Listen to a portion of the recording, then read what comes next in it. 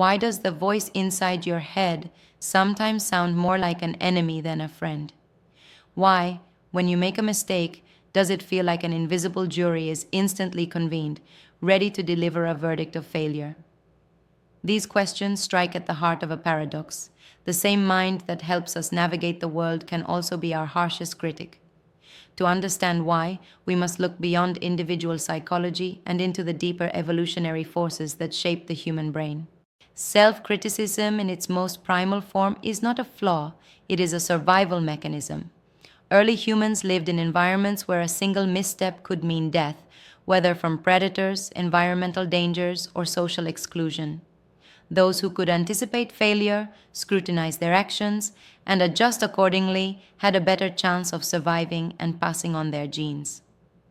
In this context, an inner voice that constantly evaluated performance was not a burden, it was an advantage. But as societies grew more complex and physical threats diminished, this once adaptive mechanism began to turn inward, no longer just assessing external dangers, but scrutinizing the self itself. Consider the case of Sarah, a modern-day professional who, despite her many achievements, is plagued by an internal monologue that tells her she is never good enough.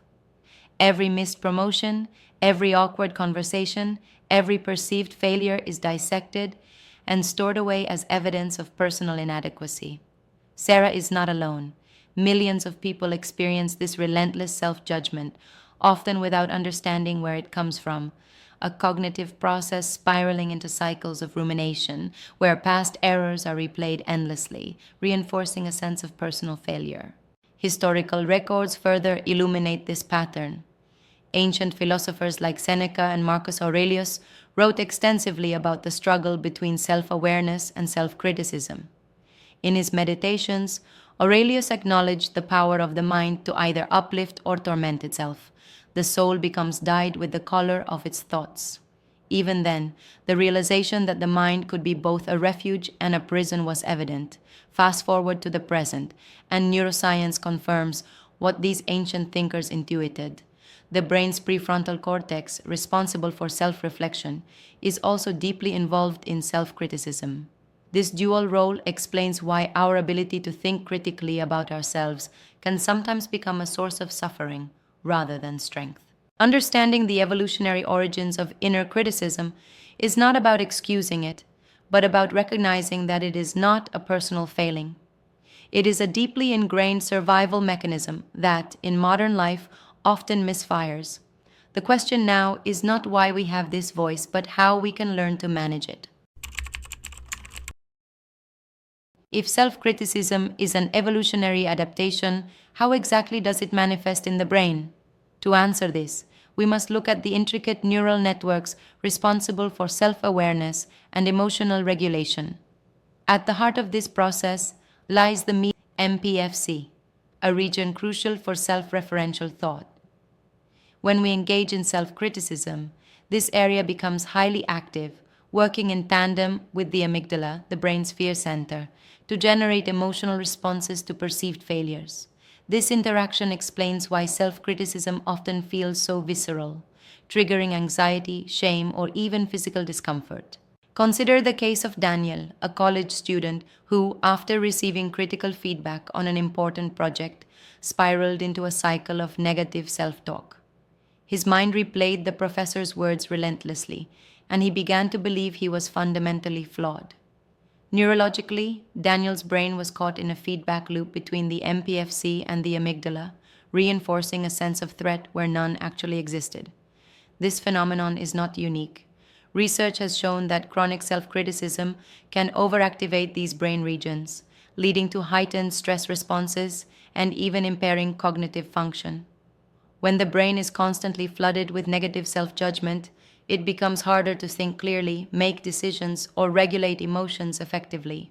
Moreover, studies using functional magnetic resonance imaging, fMRI, reveal that individuals prone to self-criticism exhibit reduced activity in the anterior cingulate cortex, ACC, a region responsible for error detection and behavioral adjustment.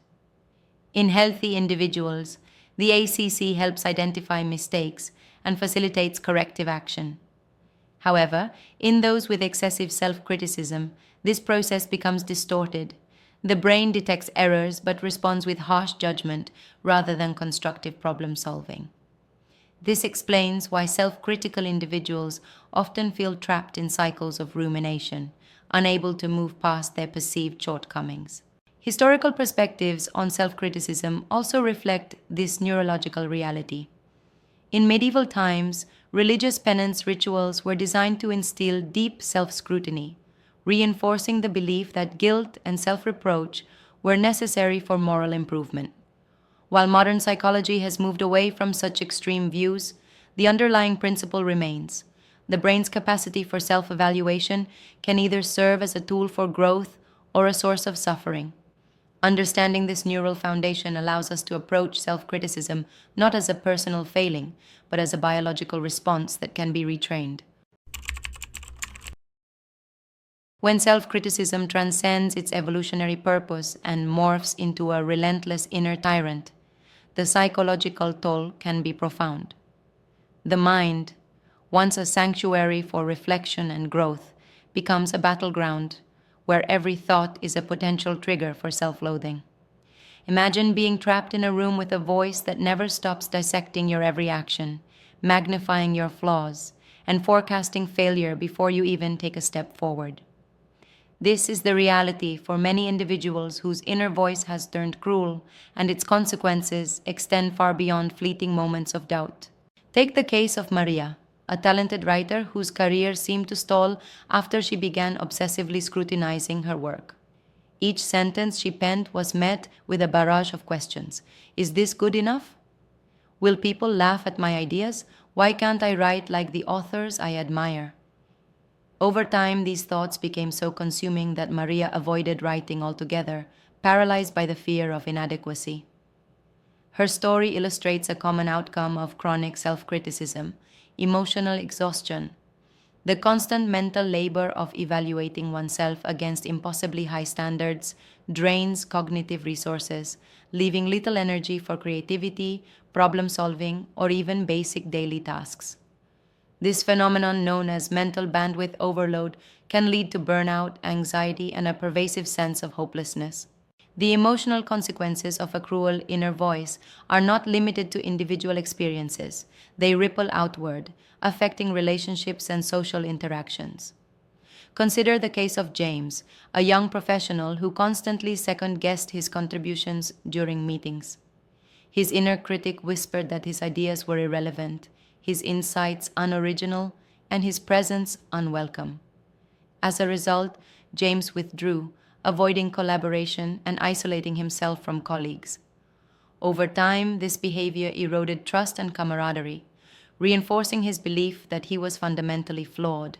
This vicious cycle, where self-criticism leads to withdrawal, which in turn fuels further self-doubt, is a hallmark of the psychological damage inflicted by an overly harsh inner voice. The mental consequences of this internal torment are equally severe.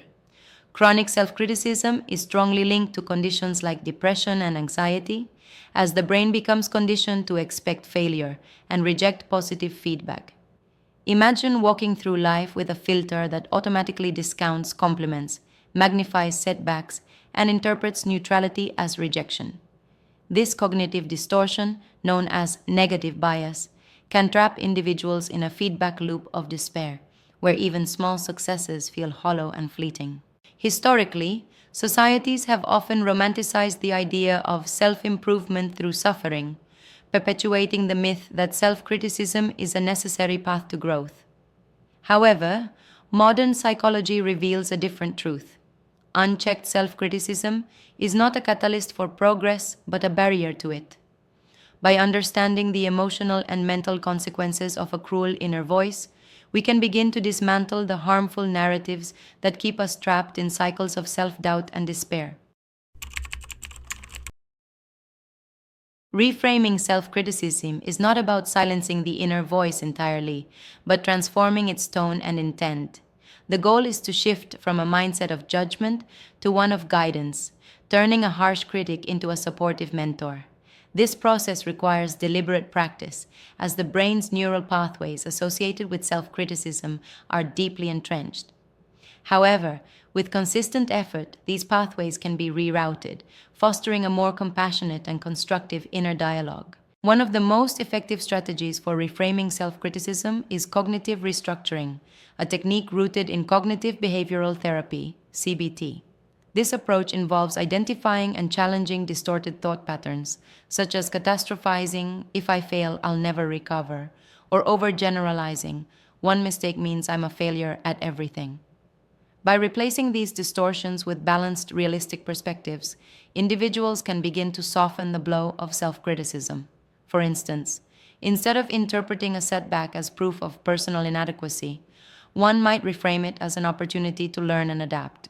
Take the example of Clara, a teacher who struggled with perfectionism. After a lesson went poorly, her inner voice would berate her for not being good enough, leaving her feeling demoralized.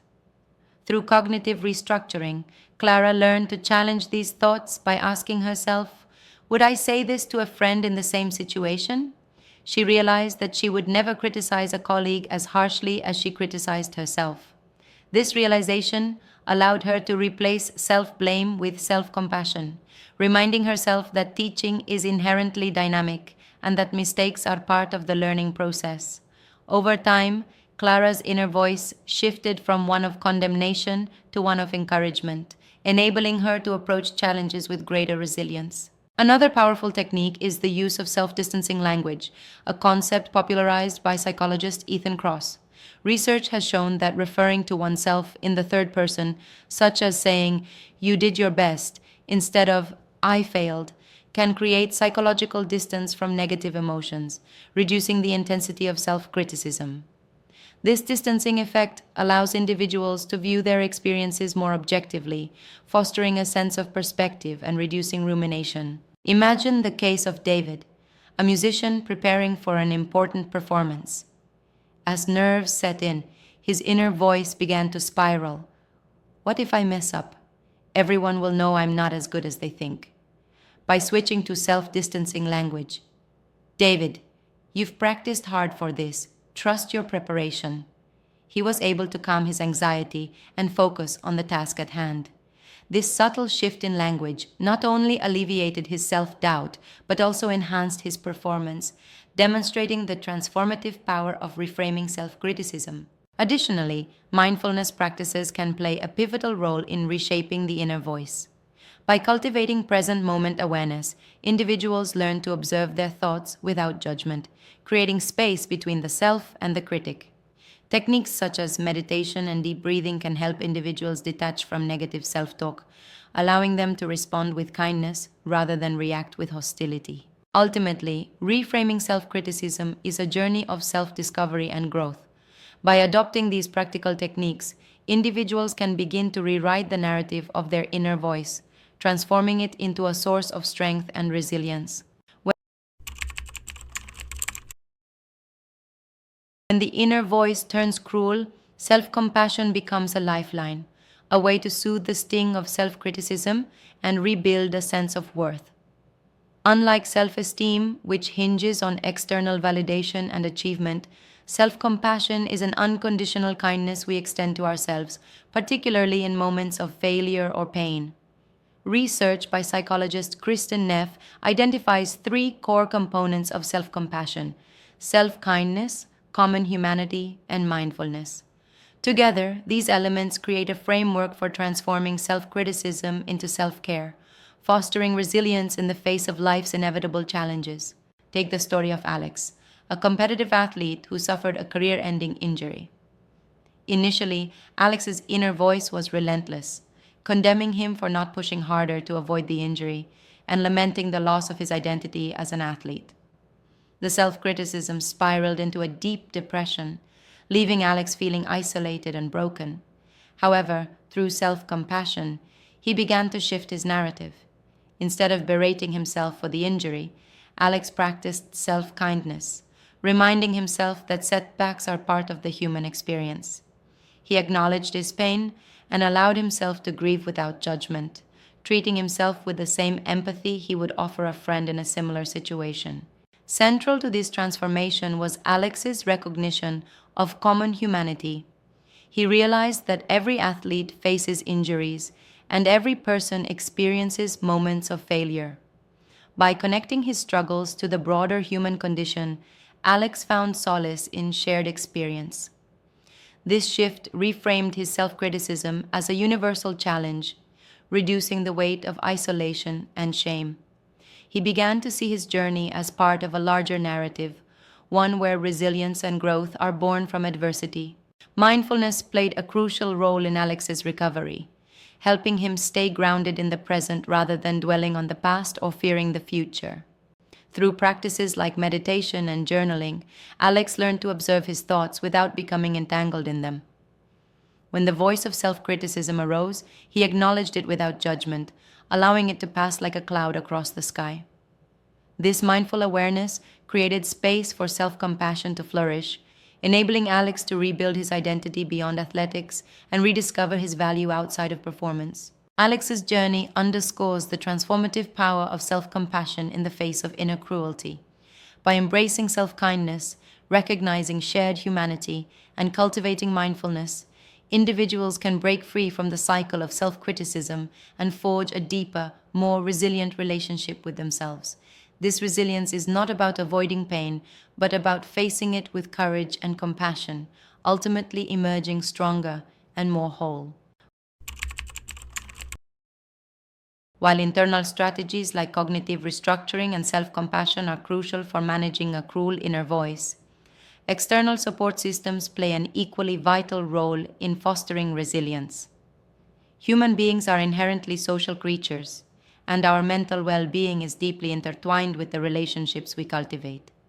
When self criticism becomes overwhelming, reaching out to others, whether through therapy, friendships, or community networks, can provide the perspective, encouragement, and accountability needed to reframe destructive thought patterns. Consider the case of Lila, a single mother juggling the demands of work and parenting while battling relentless self criticism. She often felt like a failure, believing she was never doing enough for her child or her job. The isolation of her struggles made her inner voice seem inescapable, amplifying feelings of guilt and inadequacy. It wasn't until she joined a support group for working parents that she began to see her situation differently. Listening to others share their experiences, Lila realized that many of them wrestled with similar feelings of self-doubt. This realization normalized her struggles and reminded her that she was not alone. The group became a safe space where she could express her frustrations without judgment and receive validation that her efforts mattered, even when they fell short of perfection. Therapy, too, offers a structured environment for addressing self-criticism. A trained therapist can help individuals identify the root causes of their inner cruelty, whether it stems from childhood experiences, societal expectations, or internalized beliefs. Therapeutic approaches like cognitive behavioral therapy, CBT, or dialectical behavior therapy, DBT, equip individuals with tools to challenge distorted thinking patterns and develop healthier coping mechanisms. For instance, a therapist might guide a client to explore the origins of their self-criticism, helping them understand how past experiences shape their inner voice and how they can begin to rewrite that narrative. Beyond professional help, everyday connections, friends, family, or mentors can provide invaluable support. These relationships act as mirrors, reflecting our strengths and accomplishments when our inner voice distorts them. A simple conversation with a trusted friend can remind us of our worth, offering a counterbalance to the relentless self-judgment that often feels inescapable. Moreover, engaging in acts of kindness or contributing to a community can shift the focus outward, fostering a sense of purpose and interconnectedness that mitigates the isolating effects of self-criticism. Ultimately, external support systems are not a crutch, but a cornerstone of healing. By leaning on others, individuals can gain the strength and perspective needed to quiet their inner critic and cultivate a more compassionate relationship with themselves. The journey of transforming a cruel inner voice is not a quick fix, but a lifelong practice, one that requires patience, consistency, and a deep commitment to self-awareness. While external support and cognitive strategies offer immediate relief, Lasting change emerges from integrating long-term habits that reshape how we relate to ourselves. These practices do not aim to eliminate self-criticism entirely, for a degree of self-reflection is essential for growth. Instead, they cultivate a mindset where self-awareness and self-compassion coexist, allowing us to navigate life's challenges with resilience rather than self-destruction. One of the most powerful long-term strategies is the development of a mindful relationship with the self. Mindfulness, at its core, is the practice of observing thoughts without judgment. When applied to self-talk, it allows individuals to recognize when their inner voice becomes excessively harsh or distorted, creating space between the thought and the reaction. Over time, this practice weakens the grip of automatic self-criticism, replacing it with a more balanced and constructive perspective.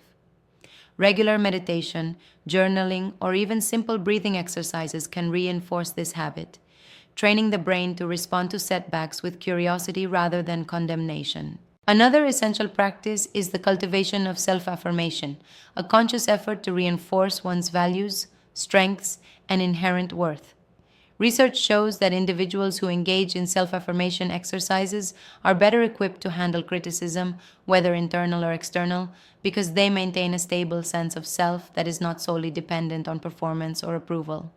Writing down personal values, revisiting past successes, or simply acknowledging daily accomplishments, no matter how small, can serve as a counterbalance to the negativity bias that fuels self-criticism. Equally important is the integration of creative expression as a tool for self-discovery and healing.